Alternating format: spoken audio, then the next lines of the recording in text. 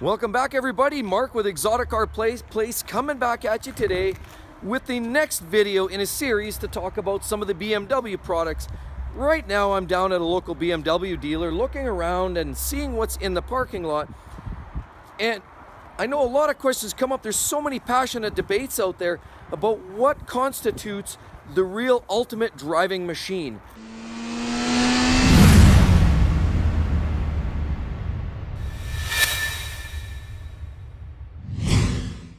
And their whole nickname of the ultimate driving machine really suggests that the car is connected to the driver. Now, lots of people argue that the older cars are better than the new stuff because they were in fact a lot more connected. You would feel the steering, you'd feel the brakes, you could feel all the pebbles under the wheels as you were turning through a corner. Pretty much every car was a manual transmission, and those early cars honestly were truly a raw car. There weren't a lot of aids, traction aids, power aids. There was just car, power, gearbox, and driver. And in recent years, BMW has really changed from strictly performance with a little bit of luxury to more of a luxury car with a strong performance undertone. And depending on the model that you choose, often that can change from different model to model. Obviously, you have your base cars, you know, a 28 or a 20i of whatever. We could be talking about, say, a 320 would be like a base car almost here in North America. That would be, you know, a pretty generic machine. Nowadays, it would be a small 4-cylinder turbo engine. Of course, the older 320s were an inline 6 2-liter. They were still very weak, 140 some odd horsepower. And you could range that all the way up to the M cars, of course, which had a lot of power. And so you had everything in between. And of course, the 5 Series cars filled all those niches from the M5 all the way down to, you know, the 520s, and including diesels in there as well. But my question to you guys is, do you think BMW really is the performance mark or marquee that they once suggested that they are or were? And I would say generally as a rule, absolutely.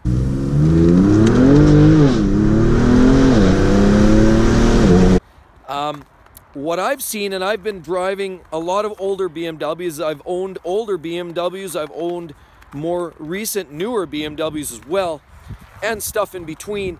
And I would say that easily the new stuff is just different. There's a lot softer cars, of course, available in the newer cars, no doubt about it. Of course, a lot of the newer cars are softer. They're making them, they're appealing to a broader market. Of course, they're trying to sell cars like every brand is out there, of course. Now, with that, you're going to have cars that perform well, they drive well, they engage easily in traffic, and they're nice to drive, and they're comfortable.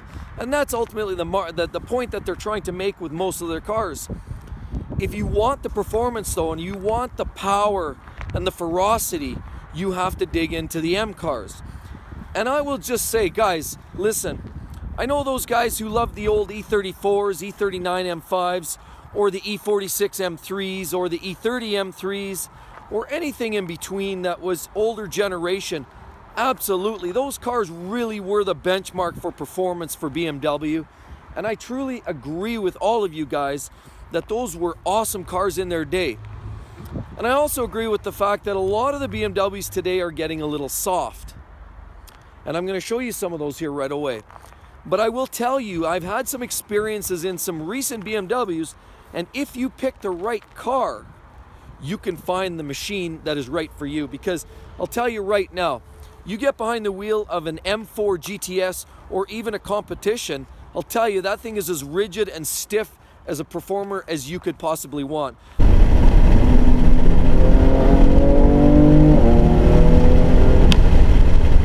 As a matter of fact, when I spent about 2 hours in a recent M4 that I test drove, my neck started to hurt. Now, why did my neck hurt? Well, I have a chronic neck issue because I was rear-ended by a drunk driver many years ago, and I was injured as a result.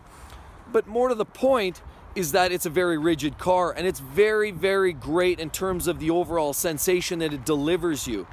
It is an awesome machine. A lot of these M4s, and now the M2s, of course, are more like the older generation M3s, also provide a very crisp, agile performance experience.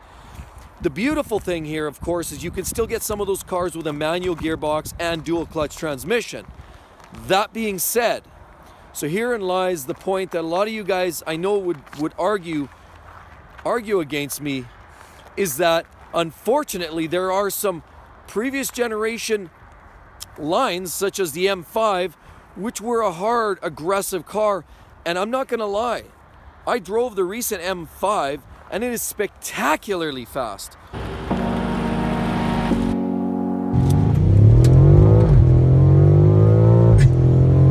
Right to the... Wow. Very, very quick.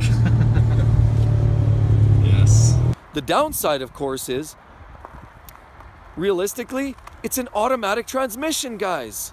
So BMW, I'm reaching out to you guys. Please, if you hear this, the people like myself, the guys who really enjoy driving these cars, want a dual clutch or a manual gearbox. We want something that's harder, a little more aggressive. We want to get back to the roots on performance driving. And here's a great example of what I'm talking about, guys. Here's a new M3, and I'll tell you right now, I test drove this chassis, but in the M4, and it was spectacularly fun to drive. I was really surprised at two things. Number one, the loudness of the exhaust system.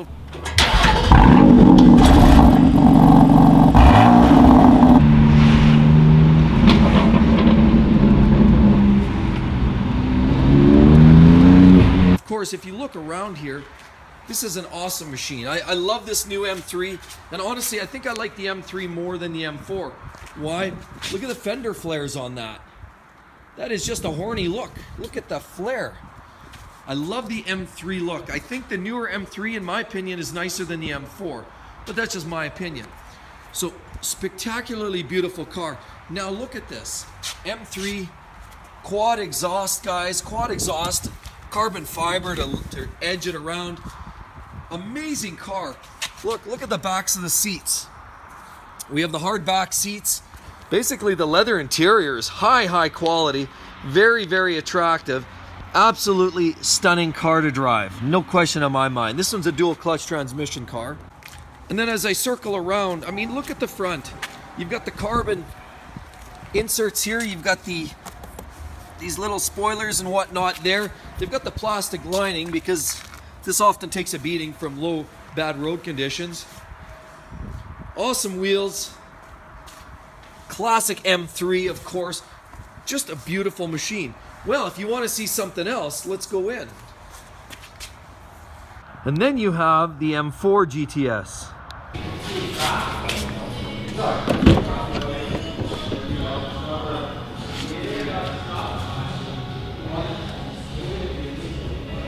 How about the X5M? You want speed, but you want luxury? There you go. That's almost like the M5 right now. And then what do we have over here, guys? We have an amazing looking M6, everybody. Wow, look at this car. Holy smackers. So we take a little further look from back here. Look at the sheer size and the girth of that machine. Anyway, that is another beautiful car. But again, some would argue that they've just grown way too big. And I wouldn't necessarily disagree. Although it's a very, very handsome car. It's massive. For, what you would consider a mid-sized car, this thing is ginormous. I mean, look at the size of this thing. Beautiful for sure. M6, you've got the quad pipes, of course. Beautiful car, but it's massive. I can't even get this. I gotta back up 50 feet to get this into my camera because it's huge. But it is beautiful. It is a very, very gorgeous car. The lines are very stunning. And even with its eternal size, I would still probably drive a car like this for a mere price of, what do we have there? $120,000. Not inexpensive. And then what do we have here? We found another M3. So again, beautiful machine nonetheless. Another DCT. So I can see why people are starting to say you've lost some of the driving experience. Why? Because I have yet to find a manual transmission car here. See, there's another car there with an automatic transmission in it. And I guarantee you, any one of these SUVs all has an automatic transmission. So what I've seen here so far, everything. We've got a Grand Coupe, we've got 3 Series, 5 Series, we've even got an M3, which is a DCT, and then a DCT here, dual clutch transmission, automatic. These are all, I've already checked them all out, guys. They're all automatics. As a matter of fact, I'm gonna go down front row here, and I'm gonna tell you right now, I virtually guarantee you they're all autos. Every one of them. So again, I've checked them all out, and I have to tell you, every single one of these cars, every single one is either an automatic transmission or a dual clutch. I haven't seen one manual tranny car in any of these vehicles parked out here. And that is a little disturbing to me, because as a car enthusiast, I love to drive a manual gearbox. And as a matter of fact, you give me that M3 in a manual tranny, you got a sale. That's the car to have. I love that, and I love the white with the carbon roof, carbon accents on the front, carbon on the back. That is a spectacular car, awesome daily driver. I love this thing. So that's the problem. And so when people say BMWs aren't what they used to be, they're not the ultimate driving machine anymore, I understand why people say that. Look around. I'm at a local lot here, and I haven't found one manually operated car. They're all automatics, basically, dual clutch, or basically an automatic, you know, a torque converter type car. They're all automatics.